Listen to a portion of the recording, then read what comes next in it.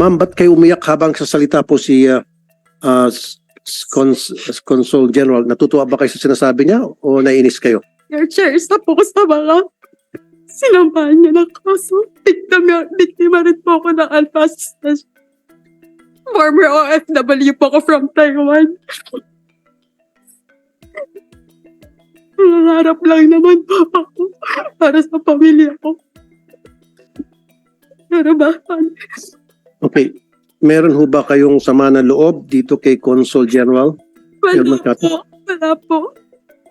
Oh. Sinampahan niya po kami ng kaso. Sino pa nagsampa ng kaso sa inyo? Si Consul? Oh, Conjen, teka muna, biktima na nga, tapos sasampaw pa ng kaso. Damn!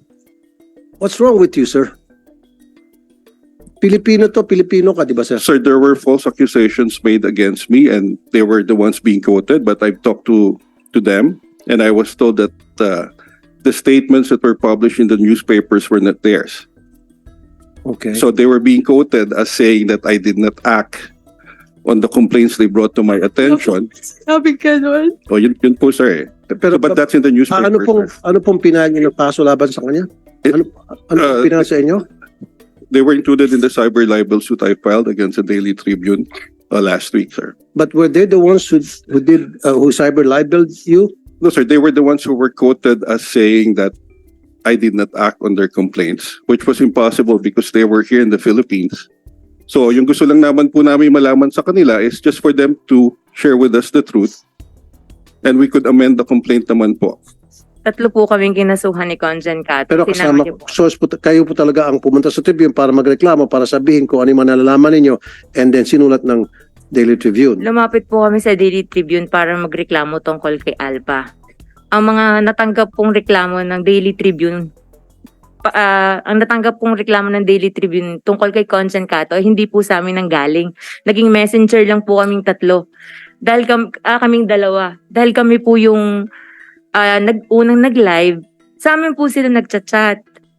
Sa amin So never kayo naging source para doon sa mga allegations against Mr. Cato. Pero against those Alpha, kayo yung source. Kami po yung source nun sa Alpha. Yung kay Conjen Cato po, reklamo po lahat yun ng OFW po sa Milan. Ipino-forward lang po namin sa Daily Tribune. Tinatanong din naman po nila kung totoo. Nababasa din naman po namin sa GC na Okay. So totoo yung therefore, mga reklamo. Pino-forward nyo lang. So Opo. meron talagang reklamo, Consul General, Yes, sir. and I these think, complaints are valid from their fellow Siguro po OFWs na para- pinorward nila sa the Daily Tribune, and Daily Tribune has to write that kasi valid yung mga complaints. para po malaman natin yung totoo, Mr. Senator, siguro we could ask Daily Tribune to present those OFWs in Milan who allegedly said we failed to act on their complaints. Because as I've mentioned earlier, the first complaint came on July 31. And they've been making certain allegations that we could not really prove. But they've been trying to contact you. Sir, di ba, that's what sabi they're nila? saying, sir. So, May I ask the Daily Tribune to please tell me what phone number you were calling? okay, sige. Totoo ba na kinukontak nyo itong si Consul General para kunin yung kanyang side? Yes, Your Honor. And tinatanong niya anong phone number daw? Yung messenger na... And you have I have the printout. copies and Yeah, I have the records to printout. show. Okay. The first moment na nag-reach out ang media sa inyo para kunin ang inyong side, sumagot kayo. Huwag kayo matakot. Bagkus matuwa kayo kasi kinukuha ang side nyo. May mga ibang media entities na hindi ko alam, hindi ko magbabangkit. Siguro yung mga hindi kilala. Titirahin ka ng titirahin. Hindi kukunin yung side mo. Pasalamat ka. Pag kinukuha yung side mo, dapat matuwa ka. Tutulungan kita. Ako magbibigay sa'yo ng lawyer. Labanan natin. I'll fight for you. I'll fight for you. Your Chairman, may apply po kasi ako pabalik ng Taiwan. Ngayon po, ay naalala ko po yung NBI clearance ko. Hindi po ako makakakuha kung may pending case po ako. Meron ba na isyong warrant? Wala pa po. Then dapat di makialam mo ng NBI. Let's go to the NBI. NBI? Nandito ba NBI? Okay. Wala pang na-isyong warrant. Bakit matatranish agad yung image at hindi siya mabibigyan ng clearance? Sir, kasi wala pang resolution yung case po pwedeng